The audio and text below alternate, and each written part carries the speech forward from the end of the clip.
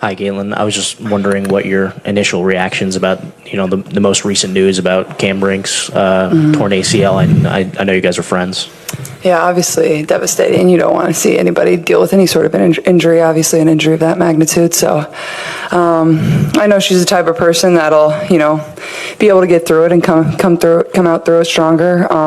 But yeah, I mean, it just breaks your heart. She's such a good basketball player, but an even better person. And obviously knowing her and her being one of my friends and kind of going through this process together from when we were 17 years old, like we were roommates on the road in Thailand, and then getting to share like draft weekend together or, award shows our junior year of college. And then, she was obviously having a great start to her rookie season and then seeing, obviously something so devastating like this. But, I know she'll come back stronger, and I know so many people are thinking of her and praying for her. And I'm sure she's overwhelmed by the support right now, and she definitely deserves it. So knowing the type of person she is, this will only make her better in the long run.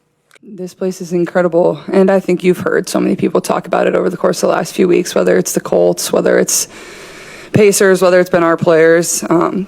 It's just incredible. It's, in a way, it almost feels like a college, like a university, like all the teams are supporting each other, and like you don't get that in professional sports really. But like you have that here, and I think that just speaks, like, I always say, like, obviously I'm from Iowa, like Indianapolis, I understand it's a big city, but it doesn't really feel that way to me. Like, it's a very close-knit group, like everybody supports one another, but then you have the professional sports teams, and that's what everybody's most passionate about here, and that's what I love about it.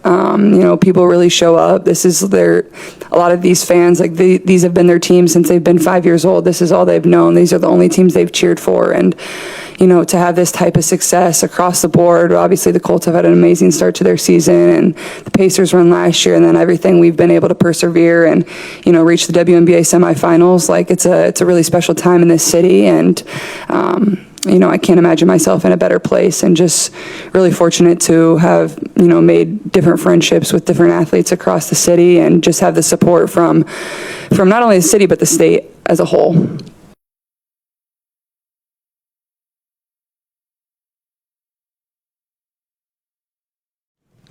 Hey, Caitlin, good to see you.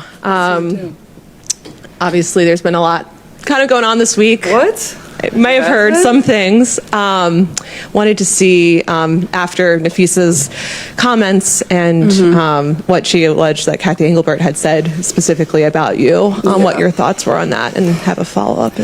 Well, I mean, first of all, I have great respect for Fee, and I think she made a lot of very valid points. And I think what people need to understand, we need great leadership in this time across all levels. This is straight up the most important moment in this league's history. What this league's been around for 25 plus years, and this is a moment we have to capitalize on. So that's honestly what I would say. I think there's, Fee said it all with what she said, and I think the points she made were very valid.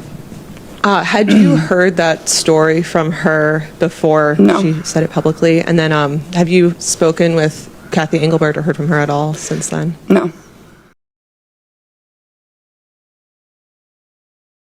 The WNBA old guard is shaking.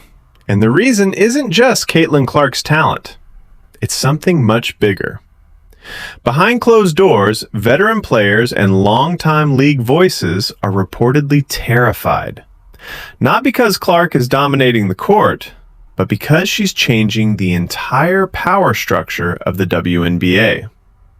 For years, the old guard controlled the narrative. They decided who the stars were, who got attention, who the league pushed forward. But Caitlin Clark flipped that script overnight. She brought in the biggest ratings in league history. She doubled attendance. She exploded merchandise sales. And she did all of it without the league's permission, without political alliances, and without playing the media games the old guard relied on. In other words, she became bigger than the system. And that's what scares them. Because Clark represents a new era where fans decide the stars, not insiders. Where skill beats seniority, and where the league can't silence or control the players who actually bring in the money. Veterans see their influence shrinking. They see sponsors shifting. They see fans choosing Caitlin over the old narratives.